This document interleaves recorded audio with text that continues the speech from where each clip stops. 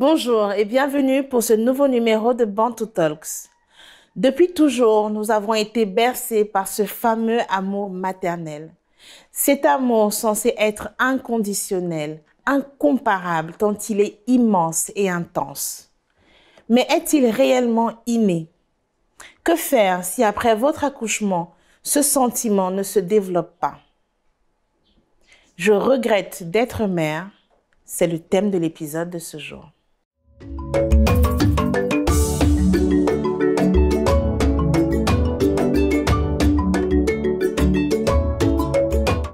Bonjour Agnès. Bonjour Grace. Merci d'être là. Merci d'avoir accepté mon invitation. Enfin, je suis très émue déjà, ça s'entend dès le départ parce que je suis très curieuse en fait de découvrir ton témoignage. Je mesure en fait comment dirais-je? Oui, ça se comprend. Ouais. Surtout dans la mesure où j'imagine que vous êtes maman, vous n'arrivez pas à concevoir que une autre maman puisse regretter d'avoir cette grâce-là. C'est vrai que quand on a comment dirais-je, quand on est maternelle, voilà, depuis son enfance et qu'on a cette envie, ça semble naturel. Et en fait, c'est un discours, c'est un témoignage qui n'est pas courant. Il n'est pas anodin. Voilà, il n'est pas anodin, il n'est pas courant. On glorifie la maternité.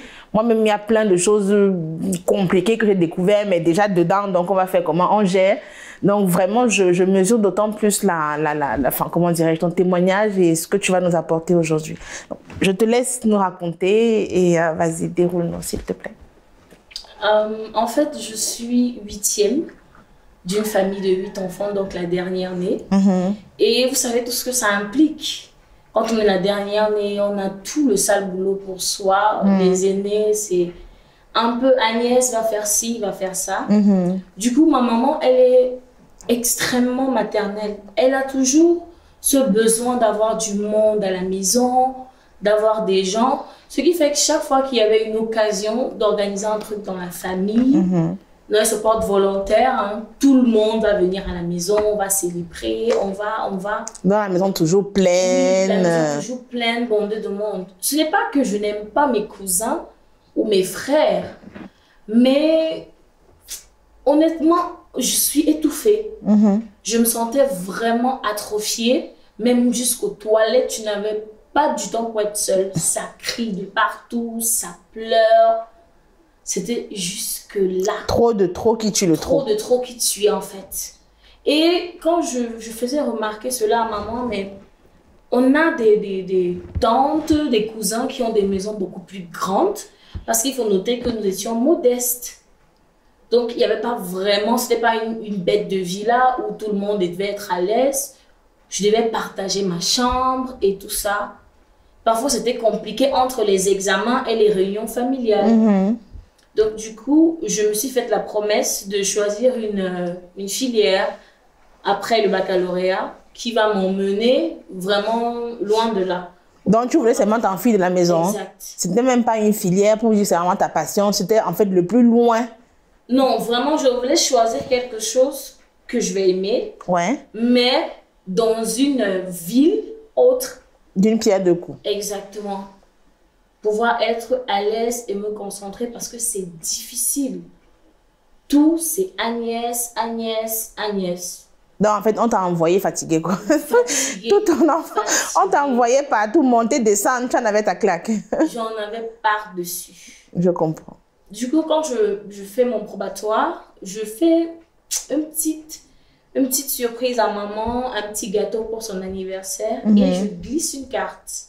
Sur la carte, je lui fais savoir que voilà, j'aimerais bien étudier dans telle ville et parce que, bon, c'est vrai qu'il y a des arguments qui ne tenaient pas la route, hein, mais il fallait la convaincre. Et voilà, comme c'est quelqu'un qui aime bien les festivités avec tout le monde, il fallait qu'elle lise la carte devant tout le monde. Et je savais que c'était impossible qu'elle me dise non. Donc, en fait, tu l'as piégé. Tu l'as piégé. Exactement. Tu connaissais ta personne, tu l'as piégé. Exactement. Et tu as alors obtenu ce que tu voulais. Oui. Ah, d'accord. Ok. Elle a validé de suite. Elle m'a dit, du moment où tu es heureuse, bah voilà. Alors? Vas-y, sois prudente. On a préparé tout. On a fait les sacs. Ils m'ont accompagnée. Et je me suis installée. La solitude, alors? Non, pas du tout. Comment ça, pas du tout? Tu te retrouvais seule? Tu n'avais plus ta famille, tu n'avais plus... Mais je ne ressentais pas vraiment leur absence parce que je pense que j'en avais eu assez. Tu avais eu ta dose. Exact. Donc, du coup, je me suis installée. J'ai commencé l'école. Je n'étais pas la fille la plus populaire de l'université. Je n'étais non plus Madame Tout-le-Monde. Donc, j'étais un peu entre le juste milieu. Tu avais ton petit cercle d'amis, voilà. Des gens qui venaient beaucoup me demander des conseils par rapport à leur physique et tout. Parce que, à noter que je ne plaisantais pas du tout avec mon apparence. Vous ne la voyez pas, mais moi, je le vois. Ça se voit. Donc, du coup, j'aime bien me mettre à l'aise. J'aime bien que, voilà, tout est en place comme il faut. On flic. Exactly. OK. Donc, du coup, j'avais des camarades qui venaient tout le temps me demander des conseils. Et je me suis dit, pourquoi pas? Puisque j'adore la lecture, je me documentais sur ça. Je suivais des personnalités qui font des coachings en personnel. Et puis, j'ai commencé à acheter des produits de l'extérieur qui permettaient de faire perdre du ventre, le gras, du poids, certains conseils diététiques. Et voilà comment le petit business commence. D'accord. Ça prend de l'ampleur. Pendant les vacances, quand je vais soutenir ma licence, je fais un CV où je notifie bien que j'ai des connaissances en diététique. Juste une question, en fait, avant d'arriver là-bas. Tu nous dis que tu vas à l'université, tu t'installes toute seule. C'est la première fois que je te retrouve seule. Est-ce que tu regrettes, enfin, regretter peut-être c'est un grand mot, mais est-ce que ta famille te manque? Ou alors, à ce moment-là, tu enjoy ta solitude que tu as toujours voulu depuis... Oui. Tu enjoy? À ce moment, je suis complètement au taquet. Heureuse de ouf. Parce que eux, je les appelle tout le temps, on est en contact. Mais j'ai vraiment cet espace dont j'avais besoin pour me concentrer. D'accord. Exactement. Ok, je comprends.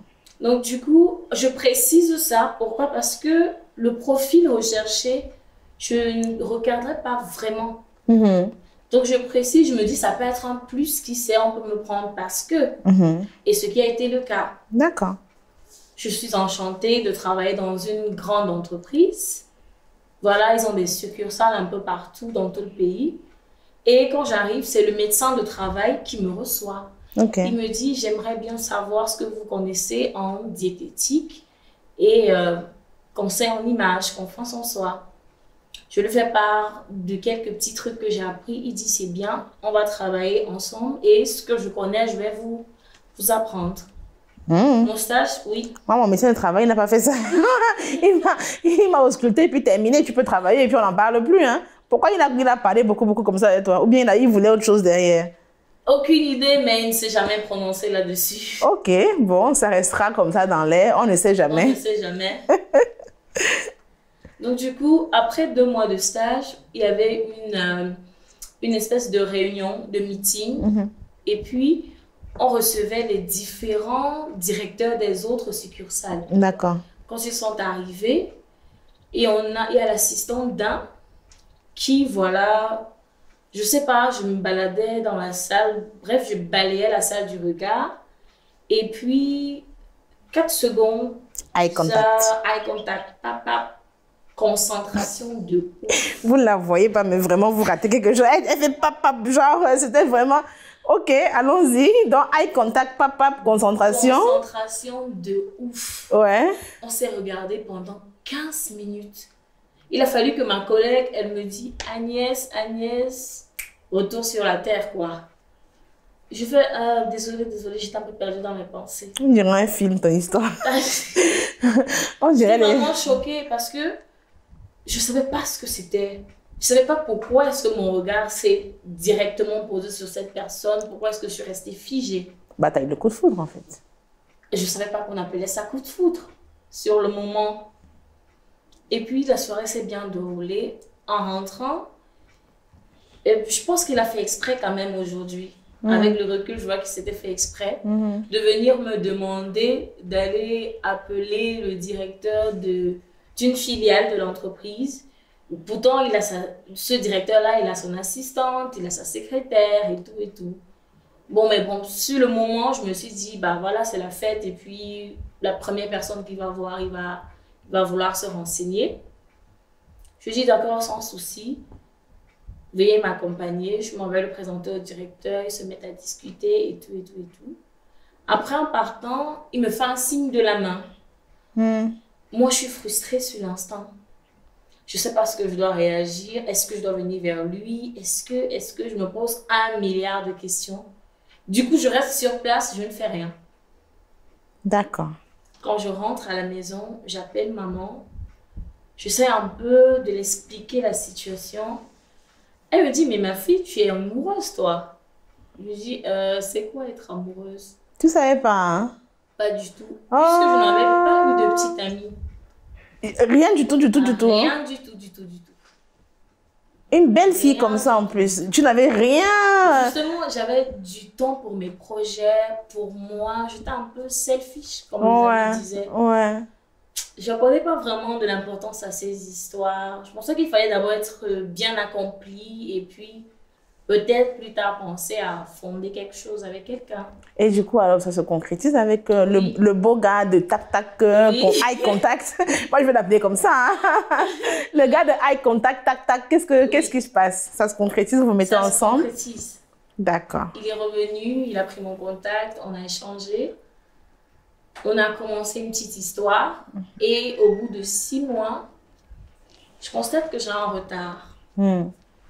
Bon, je connais rien de la maternité et tout, mais j'appelle maman, elle est heureuse comme jamais. Elle s'enjaille de partout et dit, ok, je vais venir dans tel nombre de mois, voire 4-5, comme ça on va préparer l'accouchement et tout. Sur le coup, avec le recul, franchement, je n'étais pas heureuse de la nouvelle. J'étais heureuse de voir les personnes que j'aimais et considérais heureuses. Comment a réagi Eye Contact? Il était fou de joie. Parce qu'il était déjà un peu plus âgé que moi et il n'avait pas d'enfant. D'accord. Donc, il était extrêmement heureux. Il m'a dit, tu me combles et tout, et tout, et tout. Voilà. J'étais aux petits soins. Mais sur l'instant, je n'avais pas fait d'introspection comme j'avais l'habitude. Je ne me suis pas demandé, est-ce que c'est une bonne chose? Est-ce que c'est le bon moment? Est-ce que... J'étais plus heureuse de lui rendre heureux, lui. Ouais, je vois. Je me suis dit, ok, on va voir comment ça se passe. Ça ne peut pas être terrible. Au fil du temps, je vois mon corps change. Oui. Quelque chose que je n'ai pas l'habitude. La grossesse avance, en fait. Elle avance. Je vois mon corps changer. J'ai des nausées, des trucs que je kiffais de ouf, qui commencent à être dégoûtants à mes yeux. Tellement de choses, de paramètres qui changent brusquement d'un coup dans ta vie. Je n'avais rien compris. Je faisais une espèce de dépression silencieuse. De ouf, je n'en pouvais plus. Je me disais, mais que ça sorte en fait. Que cet enfant naisse et puis bon débarras. C'était horrible. Les derniers instants pour qu'il vienne au monde. J'ai cru que j'allais craquer. Les douleurs sont d'une atrocité. Et je regardais ma mère qui était là, me tapotant l'épaule. Ma fille, ça va aller. En fait, quand je la regardais, je me demandais, mais tu as fait comment pour en avoir jusqu'à 8? Avec tout ça là. J'étais choquée, je me suis mise à pleurer. Elle me dit, non, mais ne pleure pas. Je ne pleurais pas vraiment la douleur, c'est que je la respectais à cet instant. Je me disais, mais moi, c'est impossible, je ne peux pas. Ça, je me disais intérieurement, ça, c'est le premier, le dernier, certainement. C'était d'une atrocité. Je n'en pouvais plus tellement que la sage-femme m'a dit, bon, on ne va pas te laisser mourir ici. Viens t'allonger. Et puis, elle a fait une espèce de provocation. Puis, l'enfant est né. C'était un soulagement. J'en ai respiré un grand coup. Après, je me suis dit, intérieurement, je pensais que c'était fini. Oui. Que non, ça va, le pire est passé. Je ne savais pas ce qui arrivait après. Je n'avais aucune idée. Tu es comme une espèce de camion qui a fait un accident et puis on te répare. Tu es comme une espèce de camion. Tu es comme une espèce de tracteur qui a fait un accident et puis on te répare. Il faut que tu prennes du temps pour que des choses se réadaptent, se réajustent. Mais impossible. L'enfant, il pleure. Oui. Ah, tout va. Non. Je t'assure, quand j'en parle, j'étais déboussolée. Je ne savais même pas quoi faire. Tu as le lait maternel qui te monte à une pression. Tu as l'impression qu'on est en train de t'atrophier, de t'étriper. Tu veux crier, mais quoi faire? Tu vas crier chez qui? Tu te dis, tu vas crier chez maman, mais elle t'a supporté. Tu regardes ton mari, il est tellement heureux. Je prenais tout. J'avalais. Moi qui étais quelqu'un de vraiment posé, je suis devenue agressive. C'est-à-dire que toute cette frustration-là, elle me bouffait de l'intérieur. Et à un moment, mon conjoint, il a remarqué. Parce que même mes sommeils, impossible de dormir. On dort pas, combien d'accouchés? Je dors 3 minutes, elle pleure. 2 minutes, elle pleure. C'est-à-dire, je regardais, je me disais, non mais c'est quoi ce bordel? Qui m'a envoyé? Je n'en pouvais plus. J'ai même pensé à un moment à faire adopter un. Ce n'est pas que je n'aimais pas mon enfant. Je ne voyais que du mauvais. Je ne voyais que du mauvais. Bien sûr. De moi, la fille bien apprêtée, sexy, présentable, qui s'aimait, qui puait la confiance en soi, je ne ressemble plus à rien du jour au lendemain. Même du temps pour seulement faire son petit gommage corporel, impossible. Dès que tu veux faire une activité, l'enfant t'interrompt. Après 8 mois, quand l'enfant a eu 8 mois, j'ai dit à ma mère que est-ce que je peux venir en congé à la maison? Elle me dit, en principe, ton enfant doit avoir 1 an avant que vous pouvez faire des voyages. Bon, ça dépend, hein? Ça dépend des gens. C'est chacun qui sent, ouais. Et je dis d'accord. Et elle, dans l'urgence, il fallait qu'elle rentre pour s'occuper de mes frères. Comme ce sont des garçons, ils ne savent pas faire grand-chose. Et elle dit à mon mari, prends bien soin de ma fille. Avant de partir, il lui a chuchoté quelque chose à l'oreille, mais je ne sais pas. Ta maman est restée 8 mois chez vous? D'accord. Elle est restée pendant 8 mois. D'accord. Puisque moi, je ne savais rien de la maternité, il fallait qu'elle m'apprenne tout. Oui. Mais en même temps, elle ne pouvait pas dormir avec moi. Donc moi, je dormais avec mon mari et le bébé. Donc les insomnies, c'est moi qui les vivais. Elle m'aidait comme elle pouvait, mais le plus gros du boulot, c'est la mère. Des fois, quand tu allaites l'enfant, tu as l'impression qu'on est en train de te broyer l'intérieur. Tu veux hurler, mais tu serres. Des fois, au lieu de crier, je préférais pleurer. Je laissais mes larmes couler. Et mon mari, je voyais comment ça le faisait comme un coup de poignard. Il se disait, mais qu'est-ce qu'elle vit en fait? C'est très difficile au début l'allaitement. Et surtout que je ne savais pas comment placer mes mots. Oui. Je ne savais pas comment lui dire que j'en ai marre, j'ai mal, je souffre. Lui non plus, il ne savait pas quoi me dire pour me réconforter. Il ne savait pas pourquoi je pleurais. Il se disait, c'est des trucs de femme, ça va passer. Du coup, quand maman s'en va, et elle me dit, bah, bientôt l'enfant a 1 an, ça va, le plus dur est passé, il va commencer à aller à l'école. À l'école à 1 an, hein? Tu as couché 1 sur 2, maman. C'était juste des mots pour me reconforter dans l'idée que, voilà. Ouais, je devais les mettre à la crèche peut-être. Peut-être. Et quand elle s'en va, il y a une espèce de grand vide. Ouais. Donc, les tâches qu'elle m'aidait avec, elle ne fait plus. Certes, elle m'avait appris ce qu'il fallait faire. Mais je voyais la maison vide. Je me faisais des idées. Quand je faisais mes soirées avec mon petit chéri 2 places, je me dis c'est complètement impossible. Je commence à faire un flashback, je retourne à ma vie d'avant, je vois que je ne peux plus rien faire du tout. Mais quel est ton sentiment en fait pour ton enfance à ce moment-là? C'est une fille, je crois, que tu as eue. Qu'est-ce que tu ressens pour ton enfant? Rien du tout. Comment ça, rien? Rien du tout. Limite, je me disais, voilà la responsable de mon mal-être.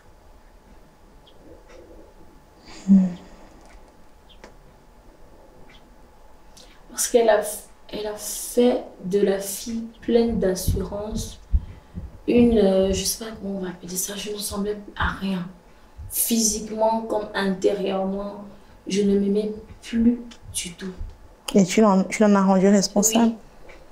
Et honnêtement, c'est la responsable. Parce que si je ne l'avais pas eue, je serais toujours Agnès que j'ai toujours été. Donc chaque fois quand elle pleurait ou quand elle la regardait, j'étais en ses regards. Ah là là. Et ton chéri dans tout ça? Et mon chéri, il a commencé à ressentir que quelque chose n'allait vraiment pas. Parce que je ne faisais plus attention à rien. Et un soir, il m'a dit, je veux que tu me parles. Qu'est-ce qui te dérange? Ah, mais c'est gentil. J'ai remarqué qu'il y a des moments où tu pleures. Il y a des moments où tu es contrarié à un point, mais je ne vois pas ce que j'ai fait. Et je me pose un tas de questions. Qu'est-ce qui ne va pas? Parfois, tu jettes des regards à notre fille. Je me dis, j'ai l'impression que tu as envie de la tuer. Je lui dis, je ne m'aime plus. Et c'est à cause d'elle. Il a fondu en larmes. Il me dit, mais dès le départ, il fallait dire on aurait pu trouver une solution. Parce que moi, je t'aime toi. Parce que tu es joyeuse. Parce que tu es heureuse. Parce que tu respires la confiance. Parce que tu as toutes ces qualités. Et j'étais fière parce que tu vas transmettre ces valeurs-là à notre enfant. Et te voir aussi malheureuse à ce moment. Moi-même, je ne sais pas quoi faire. Je lui ai juste dit, pour le moment ça va, laisse-moi un peu seule. Je veux faire le vide dans ma vie. J'ai commencé à me mettre en colère même contre lui. Et pour la première fois depuis des mois, presque un an, j'ai fait une introspection. Quelque chose que je faisais tout le temps. Et je me suis rendu compte qu'effectivement, ce n'est pas ce que je voulais du tout. Je ressentais un réel mal-être à l'intérieur. Et je rendais mon enfant responsable. Une mère n'est pas censée rendre son enfant responsable de quoi que ce soit. Parce que l'enfant, lui, il est innocent. Il n'a rien demandé. Donc je pense que si j'avais pu dire à mon mari, bien avant, ça aurait été mieux. Je pense qu'il m'aurait comprise. Et ça me fait mal parce que son bonheur à lui est mon malheur à moi. J'en souffre énormément. J'en ai énormément souffert. Heureusement que son papa, lui, il est très aimant, il a cajoler tout le temps là. Je pense que ça va un peu combler.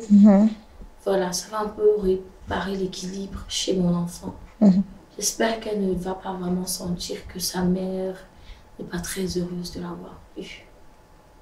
Et jusqu'à aujourd'hui, tu ne ressens pas... Enfin, si je comprends ce que tu dis, c'est que tu la détestes ou alors c'est que c'est neutre? C'est complètement neutre. Tu ne l'aimes pas, tu ne la hais pas, c'est au milieu? C'est au milieu. Je sais juste qu'elle est responsable de ce que j'ai vécu.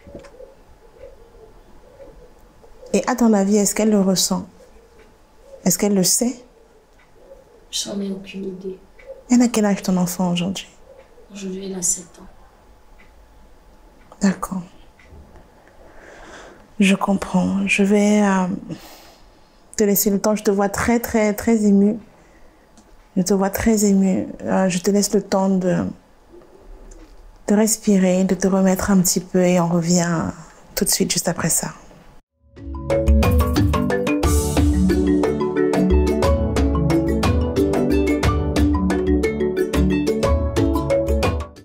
Nous sommes de retour donc pour les questions des téléspectateurs avec Agnès. Je vous rappelle que vous avez la possibilité de nous envoyer toutes vos questions via nos différents réseaux sociaux ainsi que notre site internet. Et moi, je me charge de les poser à l'invité le jour J. C'est bon pour toi? Oui, ça va. Ok. Alors, on commence par la première question de Samba de la Gambie qui te demande: le problème de fond est-il ton ego ou ton enfant? Parce que c'est vrai que tu parles beaucoup de ta confiance en soi, de ce que tu dégages. C'est vrai que bon, tu dégages une certaine assurance. Est-ce que c'était... Je ne sais pas. La question reste ouverte. Je dirais aucun des deux. Parce qu'honnêtement, je pense que je n'ai pas juste pris en compte mon ressenti personnel. Au moment où j'ai su que j'avais un retard, je l'ai annoncé à mon conjoint et je pense que j'attendais vraiment sa réaction. Et voilà, sa joie a fait que je ne voulais pas peut-être lui dire que non, est-ce qu'on peut revoir cette décision? J'ai laissé couler. Oui, mais justement, c'était un enfant désiré ou pas? Ou c'était un accident? C'était un accident. Honnêtement, de ma part, je ne m'y attendais pas du tout. D'accord. Je comprends. On a une autre question donc de Sylvaine de Yaoundé qui te demande: est-ce que ton mari t'en veut? Et sinon, t'a-t-il demandé d'autres enfants? Oh, quel culot! Il ne peut même pas oser. Il m'en veut dans le sens où j'aurais dû lui dire que voilà, est-ce qu'on peut y réfléchir? Est-ce que je ne me vois pas avoir un enfant maintenant? Mais justement, est-ce que c'est une conversation que vous avez eue au départ? Tu sais, dans les débuts de relation, on se dit peut-être, est-ce qu'on veut des enfants, on ne veut pas d'enfants? Est-ce que de ta part, tu t'attendais, entre guillemets, à ce type de réaction, ou tu as été surprise et tu as dû gérer, en fait, tout simplement? En fait, j'étais choquée moi-même. Oui. J'ai juste dû faire avec et ça a suivi ce qui a suivi. Donc, c'était vraiment compliqué. Il m'a dit, les choses sont tellement avancées de nos jours, on aurait pu trouver un autre moyen d'avoir des enfants. Pas forcément parce que les enfants, oui, c'est bien, mais si toi, la maman qui est censée les éduquer, tu n'as pas cet instant-là, cet amour-là à leur transmettre, c'est du gâchis. Parce qu'après, demain, ils ne reproduiront que ce que tu leur as appris. Oui, mais la dépression postpartum est vraiment réelle. Ce n'est pas, comment dirais-je, ce ne sont pas des légendes comme ça qui sont cachées. C'est extrêmement compliqué parce que toi-même, tu es ravagé par un accouchement et tu dois déjà t'occuper de quelqu'un d'autre. Est-ce que ce n'est pas peut-être un manque d'accompagnement, tu penses? Je ne dirais pas. Parce que maman, elle a été là pendant 8 mois. Mais ça n'a rien changé à la situation. Je ne sais pas s'il fallait peut-être consulter un psychiatre avant, mais je pense honnêtement que j'aurais dû être honnête avec moi-même dès le départ. Je n'aurais pas dû négliger ce petit doute qui me disait, est-ce que, are you sure? Donc toi, tu penses en fait que toutes les femmes ne sont pas faites pour avoir des enfants? En tout cas, du moins, pas forcément par leur canal, quoi. D'accord. On a une autre question de Bobo du Niger qui te demande: lors de son séjour, ta mère avait-elle remarqué ton attitude ou alors y en as-tu parlé? Je pense qu'elle avait remarqué, mais elle se disait également que peut-être c'est parce que c'est quelque chose de nouveau, quelque chose que je n'étais pas préparée, du coup, voilà, ça va passer. Bref, c'est toujours comme ça, mais ça passe. Donc, elle n'a pas vraiment prêté attention à savoir s'il y avait un mal-être ou une dépression sous-jacente. Mais je lui en ai parlé quand ma fille, elle a eu 5 ans. Je lui en ai parlé parce que j'en avais jusque-là de garder ça pour moi. Il fallait qu'elle le sache et qu'elle comprenne qu'à l'avenir, si je n'ai pas d'enfant, voilà les raisons pour lesquelles. Et comment elle a réagi? Elle était choquée parce qu'elle se disait, avec tout l'amour qu'elle m'a porté et tout ce qu'elle a dû faire, elle ne comprend pas. Je lui ai juste dit, mais maman, ce n'est pas des choses qui se forcent. Ce n'est pas censé se forcer. Ça doit être naturel, ça doit juste aller crescendo. Si je force, ça veut dire que je me mens à moi-même. Et au lieu de donner naissance à quelqu'un qui va ressentir ça, se sentir mal, vivre de ces frustrations-là, autant mieux rester tranquille. C'est quand même particulier hein, de dire à quelqu'un clairement, je n'aime pas mon enfant, surtout à sa mère. Je n'aime pas, c'est une phrase... Très forte. C'est une phrase très forte. Je n'aime pas mon enfant. Oui. C'est pour ça qu'il m'a fallu 5 ans d'ailleurs, avant de le lui dire. Parce que j'appréhendais vraiment sa réaction. Elle me disait de faire une attaque sur le coup, que comment tu peux ne pas aimer ton enfant. Mais je l'ai expliqué et mon mari également l'a expliqué. On a même eu recours à l'aide d'un psychiatre qui a fait comprendre à mon mari qu'il y a des gens comme ça. C'est normal, les personnalités varient. Donc, tout ce qu'elle aurait dû faire, c'est vous en parler au départ pour trouver une meilleure solution. D'accord, je comprends. Aujourd'hui, qu'est-ce que tu souhaites qu'on retienne donc de ton témoignage? Pourquoi tu tenais absolument à participer à l'émission? Je tenais vraiment à participer à cette émission. Pourquoi? Parce que il y a tellement de jeunes de nos jours qui, voilà, sous l'influence du coup de foudre, tu tombes amoureux, tu es heureuse, ça te fait faire des plans tellement précipités, les enfants et tout. Et des fois, on oublie qu'avant d'être à deux, on est seul. Il faut d'abord faire une introspection, savoir qu'est-ce qui est bon pour moi, qu'est-ce que j'aime. Assumer ses choix, c'est très important. Ne pas se mentir à soi-même. Parce qu'aujourd'hui, je pense que ma fille va certes souffrir. Parce que je ne peux pas lui donner cet amour qu'une mère devrait à 1000%. Elle va en souffrir. Ça, c'est clair. Avec le temps, elle comprendra, certes, mais il vaut mieux se connaître soi, s'assumer, faire des choix pour être heureuse. Je comprends. En tout cas, tu as une grande force de caractère. C'est pas si évident aussi de, comment dirais-je, d'affronter ses propres démons, entre guillemets, et puis de les comprendre, de les assumer. C'est vraiment pas évident du tout. Donc, tu as fait un vrai cheminement, un vrai travail sur toi-même. J'ai vraiment fait un gros travail personnel et surtout éviter de choisir des choses pour plaire à quelqu'un ou à votre famille ou à la société. Aimez-vous comme vous êtes, assumez-vous, soyez-vous. C'est le plus important. D'accord. Nous avons une autre question donc de Céleste du Congo qui te demande si ta mère avait eu le même sentiment à ton égard, comment aurais-tu réagi? Aujourd'hui, honnêtement, je pense que j'aurais compris. Peut-être étant plus petite, non. Mais aujourd'hui, après tout ce cheminement que j'ai fait, tout ce travail, j'ai compris parce que j'ai rencontré des femmes comme moi. D'accord. Oui.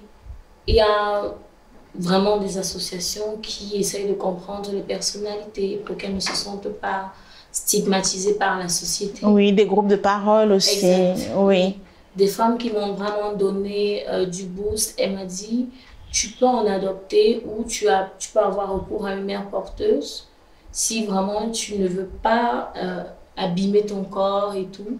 Donc, en fait, toi, le problème, ce n'est pas l'enfant en lui-même, c'est le fait de porter l'enfant qui t'a vraiment traumatisé. C'est ça. La grossesse et l'accouchement. Oui. Ce n'est pas l'enfant, une fois qu'il est là, qu'il faut s'en occuper, qu'il faut gérer, en fait, la responsabilité. C'est vraiment le porter en toi. Oui, c'est vraiment... En fait, le plus gros problème, c'est ça. c'est que tu as quelque chose qui te tombe dessus d'un coup, comme un coup de massue. Tu ne t'y attends pas, tu ne sais pas comment t'y prendre. Tu as ton corps qui change, soit tu gonfles de partout, tu as certaines insomnies, tu as tout ça. Tu lui donnes la vie, tu vois. Et quand tu as ce sentiment de repos, tu dis, bah voilà, c'est fini. En fait, mais ça non, commence. c'est pas fini, ça vient de commencer, justement. C'est une espèce de torture psychologique parce que en même temps, tu vas mal, mais tu dois transmettre de l'amour et de la joie à cet enfant. C'est vraiment du gros boulot. Je respecte toutes les mamans de ouf. Parce que tu es là, tu es dépité, tu es dégoûté, tu n'en peux plus. Mais tout le temps, tu la vois, elle sourit avec son enfant, elle joue pour que justement cet enfant ne perçoive pas cette facette cachée. Sauf que moi, je n'ai pas pu la contenir, c'était au-dessus de mes forces. Je comprends. Bah, on va garder donc ce mot de la fin, avoir confiance en soi, faire des choix pour soi, oui. Et rester soi-même limite envers et contre tout, je dirais, indépendamment donc des dictats sociétaux, des envies de conjoints, oui. des injonctions des parents, donc vraiment faire limite des choix égoïstes, hein, j'ai envie de dire. Oui. C'est ce que tu prônes. Parce que les gens vont voir ça comme peut-être de l'égoïsme, mais si je suis heureuse, les gens le verront et ils percevront mon bonheur, quoi. Ouais. Je serai capable d'aimer autrui. Si je ne m'aime pas déjà, c'est impossible. Merci infiniment pour ton témoignage. Merci à vous d'avoir été parmi nous. Comme je dis toujours, chaque voix a le droit d'être entendue. On ne recherche pas le consensus, on n'a pas besoin d'être d'accord les uns avec les autres. Par contre, c'est important de débattre, de poser les sujets sur la table, et d'échanger dans le respect des avis, en fait, des gens qui nous entourent. Donc, merci infiniment pour ce témoignage extrêmement précieux. À vous, je vous dis à très très vite pour un nouvel épisode de Bantu Talks. Et n'oubliez pas, la santé mentale n'est pas qu'un concept. Prenez grand soin de vous. À très vite. Si vous aussi, vous avez vécu une histoire hors du commun, susceptible d'édifier le plus grand nombre, venez partager votre histoire sur notre plateau.